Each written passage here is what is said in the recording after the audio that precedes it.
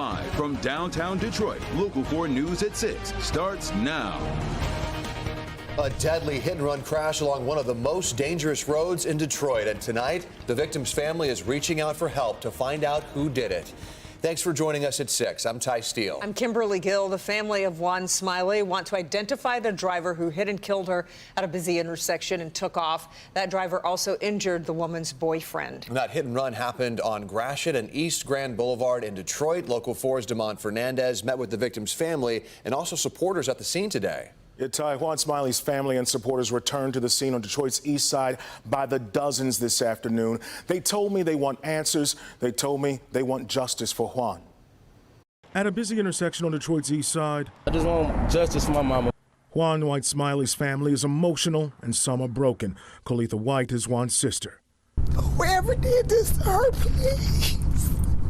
Please turn yourself in. She didn't deserve this. His family and their supporters left wondering who fatally hit this young mother and grandmother while leaving her boyfriend Jordan James in critical condition. Makiba Harris is also a sibling. She was the glue. She was the glue to a lot of people. Family members say the couple was riding Lime scooters like this through the crosswalk at Gratiot and East Grand early Saturday morning when an unidentified driver hit them and drove off. Beverly Hunter is a sister too. To my understanding, that they were ready, it was a red light, so they had the right of way to cross Gratiot. But you was in such of a hurry you couldn't stop and just wait for the light to change. This tragedy stings, especially considering Gratiot has been named one of the most dangerous corridors in the city of Detroit. Everett Bell is Juan's father. It's very, very dangerous intersection. I mean, people speed through here morning and night. Now, his loved ones leave pink balloons to remind folks of the tragedy at Gratiot and East Grand. It hurts even more when the perpetrator hasn't been brought to justice. Juan's children are asking the community's help in identifying that hit-and-run driver. Anybody knows something, seen something, got any information, I don't care if it was just a letter, a number, a license plate, a color, a detail, or anything. I just want y'all to reach out. And Detroit police also joined the family at the intersection today. They're urging anyone with information to report it to Crime Stoppers at 1-800-SPEAK-UP. Is there anything being done about the safety concerns around that intersection, Damon? Yeah, you know there really are right now. Back in September last year, the city, I tell you this, announced it received $12.5 million to focus on projects that would increase safety and reduce crashes along Gratiot. Now, mainly from 8 Mile Road to downtown. Let me show you this right here. We'd also learned between 2019 and 2023, there have been 2,542 crashes along Gratiot, 38 fatalities, 1,237 injuries, and 93 pedestrians hit along Gratiot corridor. And as we're seeing, crashes and fatalities continue into this year. Damon, thank you.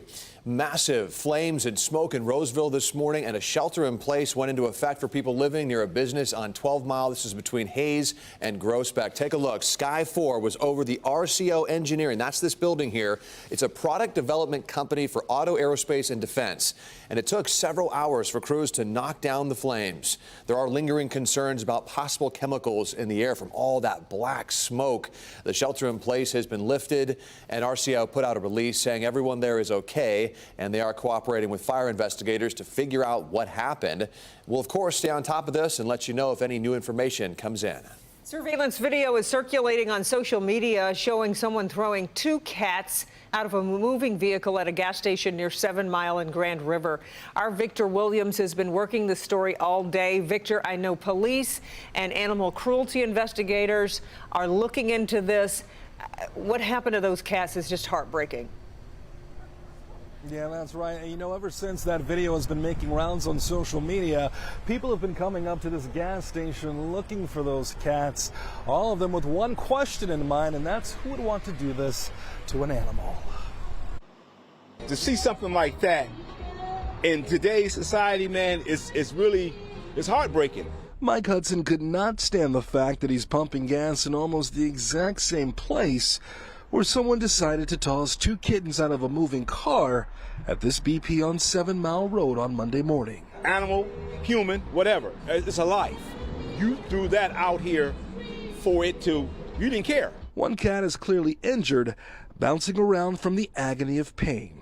The other is left with no choice but to heartbreakingly watch on. As somebody who's worked in law enforcement on animal cruelty investigations for all my life, I know that someone who is capable of doing something like this is not a safe person. They're capable of doing things to humans, to your neighbors, to your children. It's unclear if the cat had injuries prior to being tossed, but it appears to also be run over by the driver as they take off.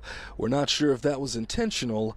Either way, Michigan Humane President and CEO Matt Pepper says the mistreatment of cats in the city is all too common. These type of violent acts, though, are something that we are unfortunately used to handling and used to seeing. And it's something that we take very, very seriously. Regardless of the circumstances, according to the comments on social media, animal lovers who have watched the triggering video are seeing red. And when they see the video, I don't want to see it anymore, but when you show that video, man, people are going to be angry. As for the person driving the vehicle, we're going to look and see if there are any surveillance videos out there that we can get additional perspective of this. We're going to identify the address, make contact with the suspect, and see where that goes. You need to find this guy or woman or whoever it was and get this done. We don't need this in the society. We got enough going on right now. We don't need anything else like this, man.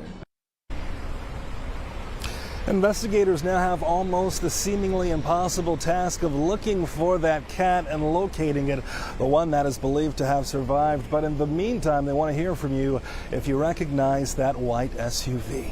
On the west side, Victor Williams, Local 4. Yeah, let's hope somebody saw something or they turned themselves in. Victor, thank you. Well, yet another candidate is jumping in the race for U.S. Senate seat in Michigan, soon to be vacated by Gary Peters. Fourth term U.S. Representative, Democrat Haley Stevens, launched her campaign this morning. She was elected to the 11th district after flipping the GOP seat vacated by retiring Dave Trott in 2019. The open Senate seat is considered crucial in the 2026 midterms because Democrats must hold it in order to possibly capture the Senate majority. Stevens launched her run with a video that focuses on the auto industry.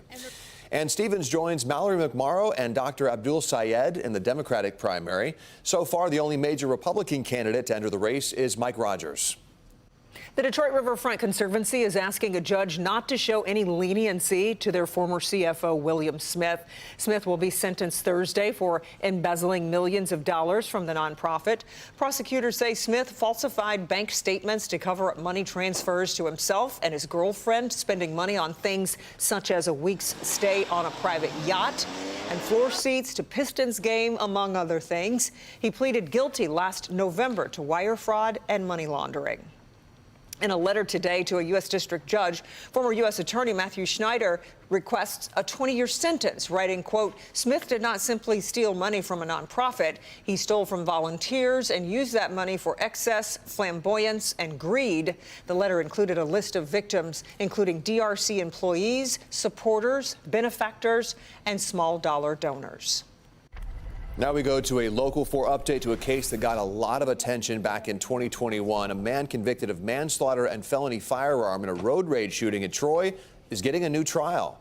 This happened at a Shell gas station on Rochester Road near Waddles Road in Troy in July of 2021. This followed a traffic altercation 3 miles north of the gas station. The two men confronted each other in the parking lot of that Shell gas station, and in the end, Terrell Josie shot and killed Frank Dombrowski, a Detroit fire lieutenant. Josie was convicted of manslaughter, felony firearm, and carrying a concealed weapon. He began his sentence of 7 to 17 years in October of 22, but now an appeals court has found that the trial court made a mistake when it denied Josie's request for the jury to be instructed on self-defense as a defense to voluntary manslaughter. The appellate judges concluded then the jury should have been told that self-defense and manslaughter can coexist.